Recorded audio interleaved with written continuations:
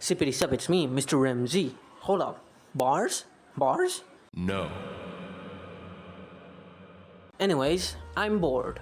And I'm bored. Also, I have an entire week off. So I thought, what better way to use up this time than to go outside, hang out with friends, be productive? What? No. Are you stupid? Are you a stupid dum-dum? I'm frankly offended that you would ask me that. If you ask me that again, I'm gonna kill you. I'm gonna legit kill you. Alright? So shut the fuck up. So I thought, what better way to use up this time than to reimagine 3 old and or obscure superheroes. So let's get into that. But before we get into that, I need to clarify what I mean by reimagine. When I say reimagine, I don't mean putting MCU lines all over their suits. What I mean is I will completely overhaul these characters, like drastically changing their designs, slightly changing their lore, and giving them a personality. Because none of these characters have a personality. They're all just default 1960s white guys. So now that I've clarified that, we can now begin with our first character. OG target is a spy, a private investigator, and a metallurgist. I only focused on the spy side for his design, cause in that era, every hero was an investigator of some kind, which is boring, so I didn't want to do it. And I have no idea how I can incorporate being a metallurgist to his design, so I didn't even try. At first, I wanted him to look like a dartboard, because he throws darts, but I did not like that. So I took inspiration from crosshairs instead. Now, I know crosshairs and targets are two different things, but in my defense, crosshairs are the thing that you use to shoot your targets. So it still kind of fits. Plus, it looks cool, and you can't deny the rule of cool. You can see he has a pattern on the side of his shoulder, and that is actually the OG Target's logo. But for my rendition, I changed it to a badge to denote that he is in a team. The OG Target was the leader of the team called the Targeteers, and my version of him is too. In fact, I didn't change his lore at all, cause I didn't feel the need to. It was alright as is, but I did change his personality and ability. I wanted to make him into a calm, chill, mentor-like figure that always approaches a problem with a level head. I also sorta want him to be stagnant, like instead of going through character development, he's already fully developed from the get-go and helps other members of his team with character growth instead. I know there's a name for that archetype, but I'm too lazy to look it up. For his ability, first I thought to make him a skilled marksman, but that was too normie for me. So then I thought, instead of a guy that can't miss, why not make him a guy that you can't hit? Like one of those masters in Chinese movies where they just dodge every attack. I mean, like imagine 100 thugs could surround him and start blasting him, just unloading all their ammo onto him, and when the dust settles, he emerges from the dust, just shrugs, and says, "Missed me." Okay, I feel like that's a little too OP, but if it's toned down a little, I think it's a goated ability. So, anyways, here's my revamped version of Target. Bulletman is actually a well-known character compared to the other two bozos. So, he's not that obscure, but he's old and looks stupid. So he still counts. For Bulletman, I wanted to give him a gladiator vibe, because actually I don't really know why I made him a gladiator. I just wanted to. I was inspired by a bunch of different gladiators, but the major one being the Crupularius.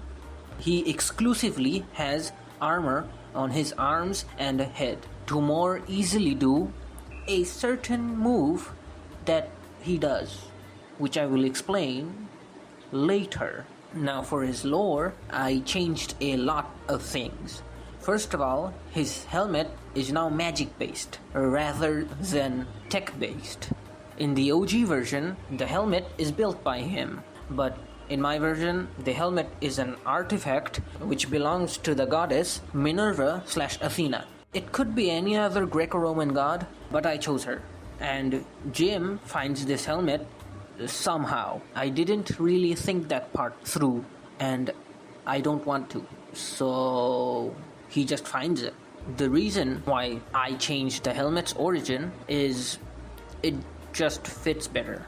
Because if you look at Greek or Roman mythology, a bunch of gods had these types of artifacts. For example, Hades/Pluto having a helmet of invisibility, or Hermes/Mercury having flying shoes. So it isn't that far-fetched for a god to have a helmet that grants them flight and invincibility. For his personality, I thought it would be funny if I made him absolutely unhinged, like a feral animal held by a leash, a man who is in the brink of madness, and the only thing holding him together is his wife. The OG Bullet Man has a wife who becomes Bullet Girl, and the way she becomes Bullet Girl is pretty simple. Bullet Man just makes another helmet for her. That's it. My version of Bullet Man also has a wife, but I also wanted to make her a superhero, which isn't as simple because Bullet Man doesn't build his helmet here. So after a bit of pondering, I thought of this. One of his villains, wanting to replicate his powers, created their own helmet via technology or black magic. I'm sure he has a villain crazy enough to do that. And after defeating the villain, Bulletman gives the helmet to Susan, and she becomes the superhero known as Bullet Woman. I changed her name to Bullet Woman because she ain't a girl anymore. She's a fucking fully grown adult. Come on, it would be like calling Bullet Man Ballistic Kiddo. Anyways, I didn't change his powers because it's fine as is, but I did change how he uses his powers. Remember when I said he does a certain move? Yeah, well, I thought it would be cool if instead of beating up the enemy, he flies through them, like just pulverizes them, like a bullet. I mean, he's called Bullet Man after all, and I know a hero doesn't have to behave like their name suggests, but I think it would be gnarly, and also it fits my version of this character.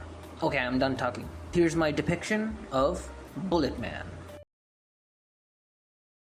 Last and least, we have Zippo. Yes, Zippo. That's his actual superhero name. Zippo. Anyways, for Zippo, I gave his little wheelies an upgrade. He now has giant mech pants. I wanted the contrast between his upper half and lower half of his body. The upper half is very simple and casual, while his lower half is very complex. You can see that the design was heavily inspired by Lucio. Now that I look at it, I may have took too much inspiration, but I think it's still unique enough to stand out. Also, I'm too lazy to change it. The legs were very hard to draw. I went back and forth with a bunch of different iterations, more than the ones you can see here, cause Ibis Paint X doesn't record undos. I guess so the process looks more professional, but I'd rather have authenticity than faux professionalism.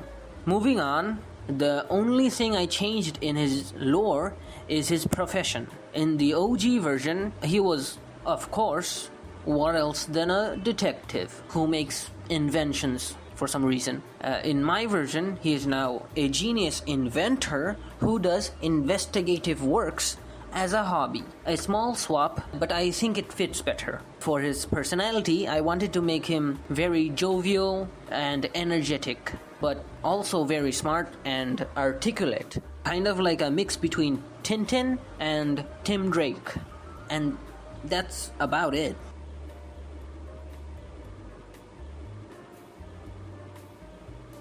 Here's my new and probably improved Zippo. Whew, that was tough. My fingertip has now singed off and my phone screen has now melted. But the drawings are finished.